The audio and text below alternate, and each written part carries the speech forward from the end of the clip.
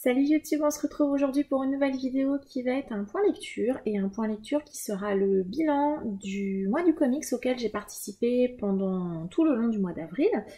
J'avais mis 4 titres dans ma palle, j'ai donc lu les 4. Je vais vous faire un retour sur ces 4 titres. Du coup, je pense que ce point lecture va être relativement court, enfin, je pense. Hein. Je n'ai jamais sûre de rien, mais je pense. Donc comme d'habitude, on va partir de ce que j'ai le moins aimé au plus aimé. Pas vraiment de gros flops durant ce mois, pas non plus de coup de cœur. Globalement, de la lecture moyenne, on va dire, à la bonne lecture. On va démarrer par le comics qui m'a le moins convaincu et c'est le Black Widow.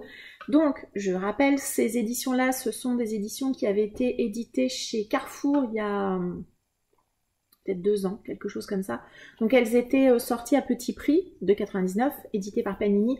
Ce sont des compilations de plusieurs titres autour, alors là en l'occurrence d'un personnage, et puis il y a eu une autre collection l'année suivante qui était sur les affrontements entre différents héros. Donc moi c'est donc Black Widow, c'est du Marvel. Ici on va suivre 3 histoires différentes qui mettent en scène Black Widow. Tout est plus ou moins lié à la première histoire du recueil qui s'intitule Une minuscule araignée, où Black Widow va être un petit peu mis en concurrence avec une autre femme qui est issue également de la même école d'espionne qu'elle. Je ne suis pas forcément très familière de l'univers de Black Widow. C'est pas une héroïne que j'apprécie particulièrement également. Le côté espionnage, c'est vrai que c'est pas trop mon truc. Globalement, j'ai passé un bon moment, ces 3 histoires étaient sympas, elles sont liées les unes aux autres, donc ça va, vous n'êtes pas perdus, je trouve. Et au début également, vous avez une espèce de petite introduction sur quelques pages, voilà, qui vous recontextualise un petit peu le personnage, voilà, notamment donc, dans l'ensemble de l'univers Marvel, mais également ce qui s'est passé avant et ce qui peut être lié aux histoires qui sont dans ce recueil. Donc c'était sympa, voilà, moi j'ai trouvé que ça... entre guillemets, cassez pas 3 pattes à un canard. Mention spéciale pour la deuxième histoire qui s'appelle Mise au point, donc publiée en 2001. Alors je vais donner le nom du dessinateur, si je le trouve au dessin, c'est Scott Hampton ainsi qu'aux couleurs. J'ai beaucoup aimé les dessins qui sont proposés ici. Donc on a 3 histoires à chaque fois, bien évidemment, avec des illustrateurs et des scénaristes différents, puisque dans la première histoire, on est dans ce style-là, une histoire un petit peu plus d'action, on va dire. La deuxième histoire, voilà, on a l'impression, je sais pas, qu'on a du dessin au crayon qui est encore présent, on a très peu de trame, très peu d'arrière-plan. Moi j'ai beaucoup aimé voilà, on a notamment des pleines pages comme ça, que j'ai trouvé vraiment très joli, vraiment en plus un dessin qui est assez différent de ce qu'on peut voir habituellement en comics.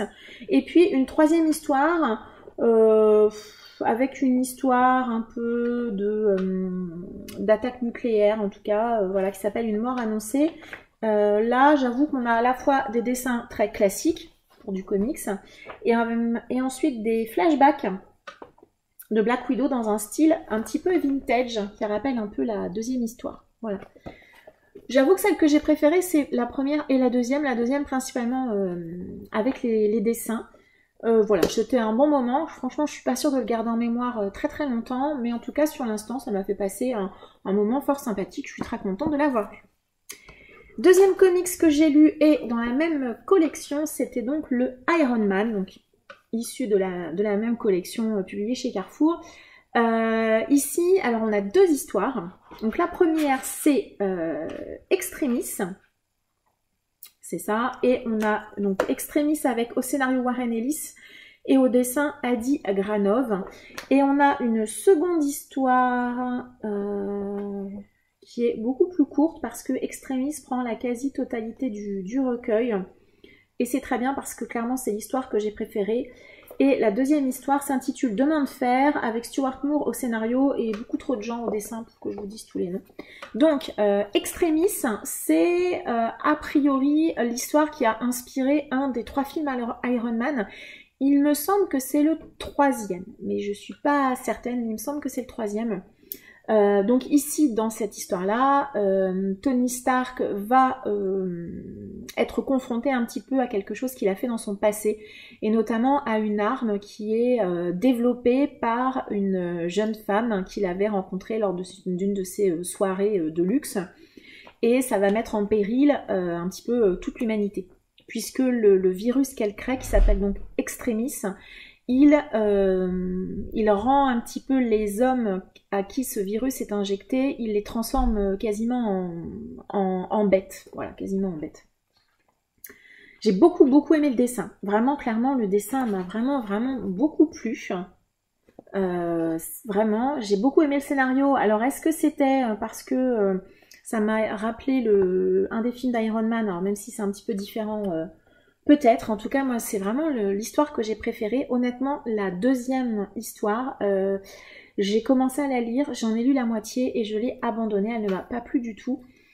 C'est vraiment Extremis qui m'a vraiment beaucoup plu. De la même manière que sur Black Widow, on a, voilà, à nouveau une petite introduction, à nouveau de l'origine d'Iron Man et de l'explication de là où se place l'histoire, dans la chronologie complète du personnage. Voilà, Extremis c'était vraiment très chouette, j'ai beaucoup aimé, voilà, les dessins et tout ça. Franchement, passé un excellent moment. Comme je disais dans la présentation de ma palle, on a des très belles planches comme ça, qui font, alors soit une grande partie de la page, qui sont extrêmement dynamiques. Voilà, on a aussi des scènes de combat que j'ai trouvé vraiment très bien faites. Voilà, par exemple, ce genre de choses. Voilà, sans dialogue. Moi, je trouve que sans dialogue, ça a aussi beaucoup d'impact. C'était très chouette. Vraiment, cette première nouvelle m'a beaucoup plu. La deuxième, bon.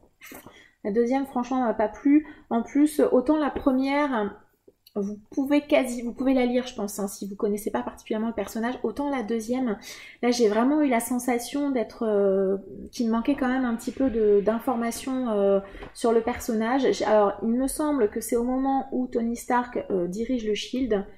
Je suis pas complètement certaine, mais ouais, pour la deuxième, franchement, elle m'a pas convaincue. Heureusement, voilà, vous voyez que la première, elle prend quasiment tout le recueil et l'autre beaucoup moins, donc c'était très chouette. Donc voilà, Extremis, en tout cas, moi je vous le recommande si vous tombez dessus, peut-être en souple, ou peut-être que cette histoire-là est présente dans d'autres recueils. J'avoue que je n'ai pas cherché, mais cette histoire-là m'a beaucoup plu, vraiment beaucoup plu. On arrive déjà au troisième titre que j'ai lu, qui s'intitule These Savage Shores. On est ici sur un one-shot publié par iComics. On a donc au scénario et au dessin Ram V, Kumar, Aston et Bidikar.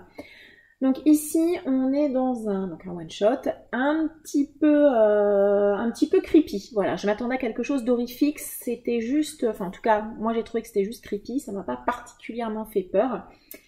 Ici, on va être en 1766 et on va suivre, donc on va être à Calicut, donc en Inde, où une compagnie cherche à protéger ses intérêts économiques en lien avec la route de la soie.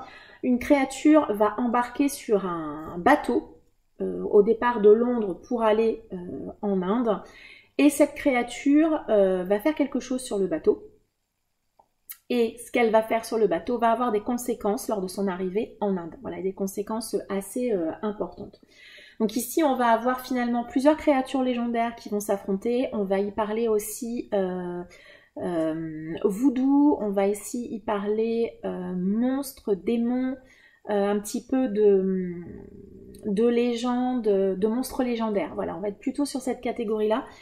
Alors, franchement, j'ai passé un bon moment. J'ai trouvé que le dessin était très réussi. Je trouve que c'est le vrai point fort. Alors, un dessin qui est assez récent, hein, puisque le comics, il est j'ai pas l'année... Si, c'est ça. 2020 ? Non. 2019. Voilà, il est 2019, donc c'est hier. Et l'auteur a choisi un dessin finalement vintage un petit peu, donc... ça m'a plutôt plu, ça m'a fait penser au pulp un peu des années 50, voilà, donc c'était plutôt pas mal. L'histoire, elle était sympathique, je pense qu'elle ne sera pas inoubliable. Je m'attendais à quelque chose d'horrifique, vraiment je m'attendais à quelque chose de vraiment qui allait me faire peur. Finalement, on est resté au niveau du creepy, voilà, c'était un petit peu effrayant, mais pas beaucoup, j'allais dire. Les créatures qu'on y retrouve, c'était sympa, utilisées d'une manière un petit peu originale et différente de ce qu'on voit d'habitude. Donc voilà, franchement, Je dirais que globalement c'est un comics sympa. Est-ce que je vous le recommande? Je dirais que si vous aimez vraiment... alors si vous êtes habitué à lire de l'horrifique, franchement vous n'aurez pas peur, clairement. Après voilà, c'est un titre agréable à découvrir. Voilà, je sais plus, il coûte 17,90. Est-ce que ça vaut le coup de mettre 17,90 à l'intérieur? Moi je vous dirais s'il y a peut-être de l'emprunter ou de le trouver d'occasion. Voilà. Mais bon, côté de ça, l'objet livre, il est vraiment, vraiment très très joli. Hein. On est sur un hardback avec une couverture que je trouve absolument sublime. C'est d'ailleurs ça qui m'avait à la base tapé dans l'œil. Puis le résumé derrière était vraiment intéressant. Voilà. J'ai oublié, mais on y parle aussi quand même de certains thèmes intéressants, hein, notamment sur la fin de l'histoire, sur la différence. On va y parler un petit peu de ségrégation aussi, bien sûr.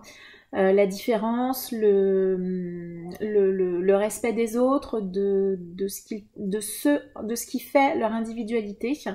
Donc voilà, des petites thématiques aussi intéressantes qu'on y retrouve, qui sont également importantes, mais à mon sens, pas forcément assez poussées ou assez présentes pour que vraiment, vraiment, ça m'ait marqué et ça m'ait touché. Voilà. Donc une lecture qui est restée distrayante.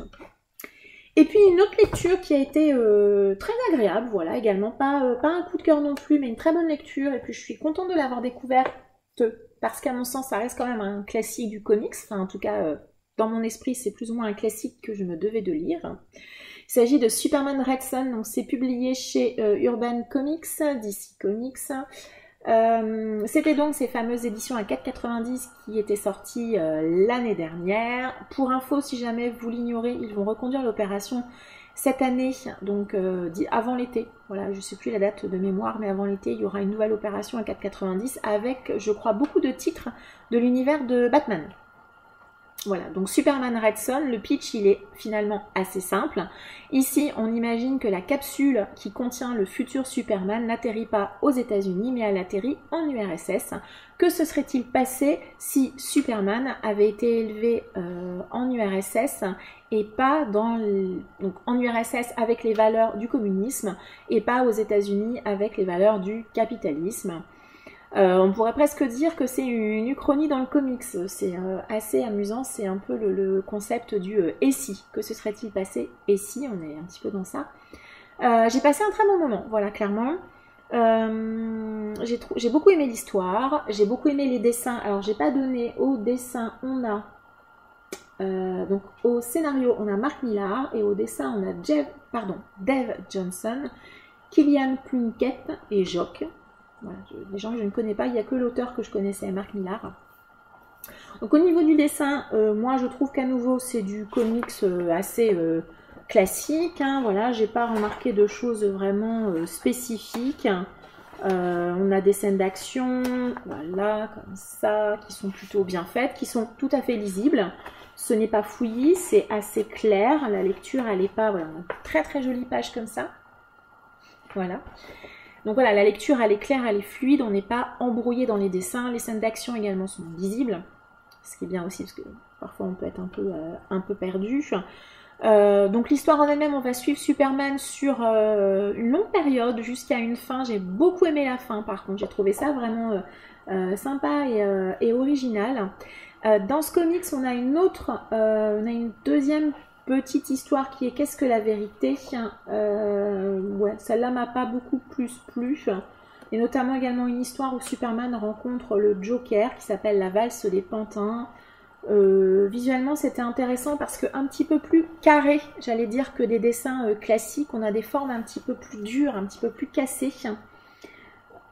Voilà, ça c'était sympa, mais pareil, voilà, je trouve que les deux histoires qui accompagnent le recueil, elles sont sympathiques, mais à mon sens également pas inoubliables. Dans la dernière, c'est surtout sympa de voir Superman rencontrer le Joker. Le vrai point fort, c'est voilà, c'est Superman Red Son, qui, heureusement, un petit peu comme dans Iron Man, fait la plus grosse partie du recueil. Vous allez voir. Voilà.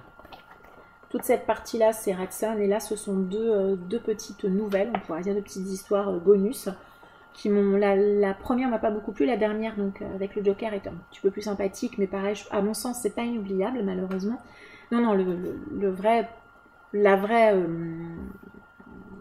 histoire qui m'a intéressée finalement, c'est Red Son. Le personnage de Superman, il faut savoir que c'est loin d'être mon personnage préféré, c'est même quasiment le personnage que j'aime le moins, pour une raison très simple. Je le trouve trop lisse en fait, trop parfait. Voilà, il est trop parfait, pour moi il manque de fêlure, il manque de cassure un petit peu. Peut-être que je n'ai pas assez lu de Superman, c'est une possibilité. Dans ce comics, il est égal à lui-même, j'allais dire, il est parfait. Il est parfait tout le temps. Et finalement, il finit quand même par se poser un certain nombre de questions par rapport à ses pouvoirs, par rapport au choix qu'il a fait, par rapport à ce qu'il fait en tant que Superman dans cette Russie, contre les États-Unis. C'était intéressant également. Voilà, à nouveau, j'ai passé un bon moment avec ce titre. Je vous le recommande franchement, pour le coup, Red Sun, si vous avez l'occasion de tomber dessus. Pour moi, ça reste un classique, en tout cas du comics. C'est comme ça que moi, je l'avais appréhendé. Je suis ravie de l'avoir découverte, en tout cas. Et puis, voilà, je serai au rendez-vous de cette collection à 4,90 qui va sortir avec certains titres qui m'intéressent déjà. Juste autant dans les versions Carrefour, on avait au démarrage, comme je le disais, un espèce de petit résumé un petit peu pour resituer le personnage dans son contexte. Ici, on ne l'a pas du tout. Alors, il est vrai que Red Sun, on peut le lire complet, enfin c'est un one-shot, hein, donc hors continuité classique.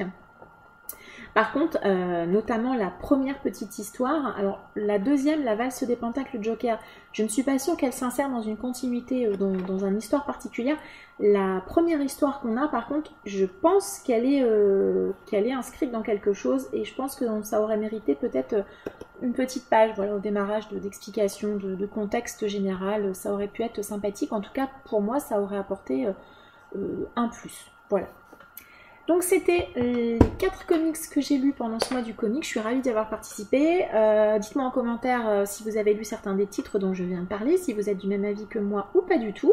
Si vous avez participé également à ce challenge, je ne l'ai pas précisé en début de vidéo, mais je mettrai la chaîne de Monsieur Cadric d'Orient en barre d'informations puisque c'est lui qui avait organisé ce challenge. Je vous remercie de m'avoir écouté, j'espère vous avoir fait passer un agréable moment et je vous souhaite une agréable journée.